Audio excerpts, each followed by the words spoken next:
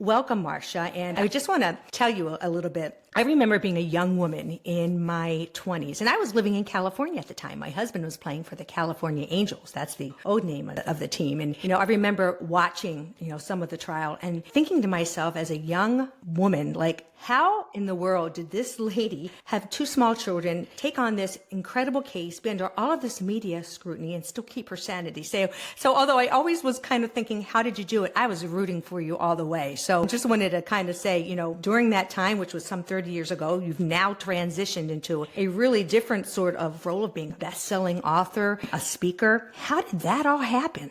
By accident.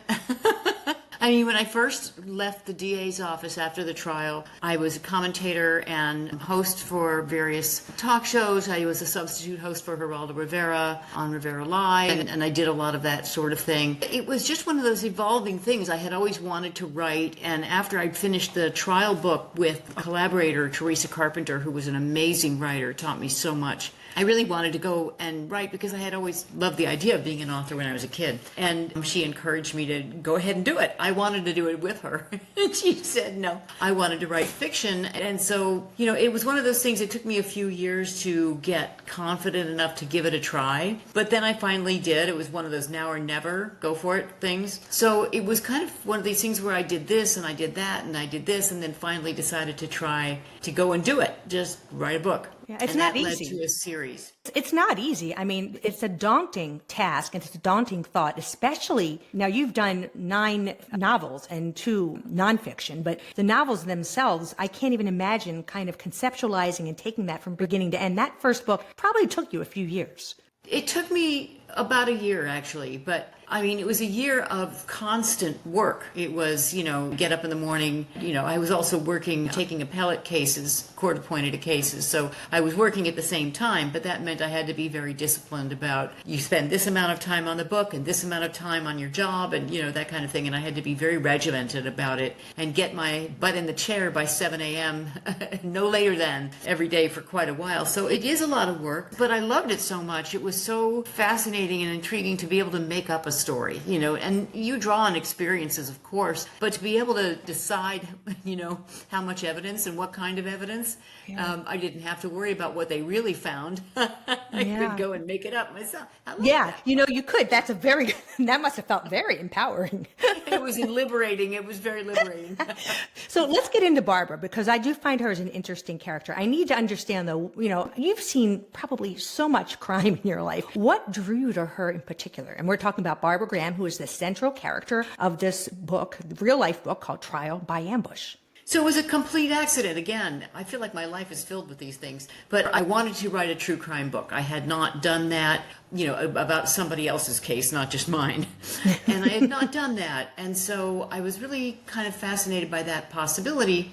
So I started looking for one, and I thought it would be an easy thing to do. I thought I had compiled a whole bunch of newspaper articles and, magazine articles and whatnot over the years, and I thought, well, I'll just go back over my archives and I'll find something that's fascinating immediately. And I went back through the articles and everything I'd amassed and found absolutely nothing that was worth writing about at all, because they were all just kind of really sensational in terms of really bizarre crimes and bizarre criminals, but there wasn't much in terms of issues that would still resonate. And I really wanted the book to have more to say than just, ooh, isn't that creepy or isn't that scary? That just wasn't enough to justify writing a true crime book. It had to have more to it. And then by accident, I stumbled across at the bottom of the page in a footnote of another case I was looking at, Barbara Graham. And I had never heard of her and had never heard of her case. But as soon as I looked into it, I almost thought that was the end of it right there, because what I found out is that Barbara Graham was actually a notorious case. It was its own trial of the century back in 1953, and it had led to an Oscar-winning film called I Want to Live, starring Susan Hayward, who won for Best Actress. And I thought, oh gosh, there's going to be nothing to write here, because everybody and his dog will have written something about the case.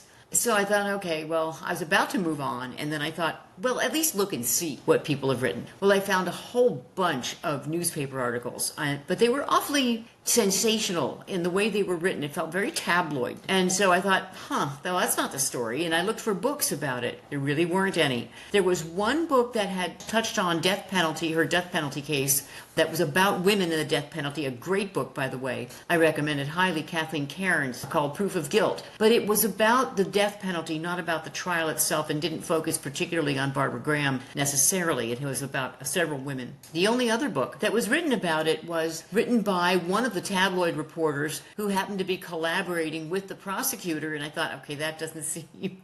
I read the book. Very unbiased, right? Yeah. Right? Exactly. Well, it could have been, but it wasn't.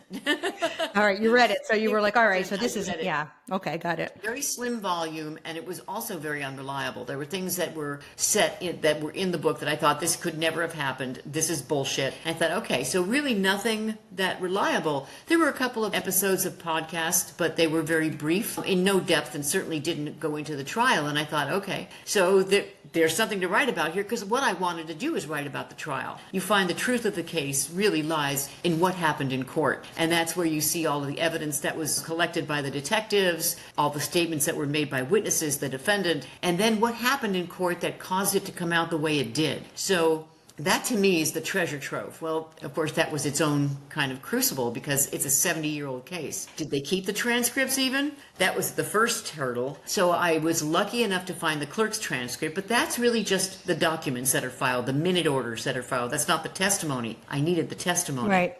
Didn't think I would be able to find it because my experience with handling so many hundreds of appellate cases is that they don't keep them for longer than 10 years. So I actually called the court reporter's office, got lucky that somebody answered the phone because these are very busy people. They are hard to find. And she said, well, what was the sentence? And I said, it was a death sentence. She said, oh, we keep those forever. Oh, gosh. Oh, my God. Bingo, right?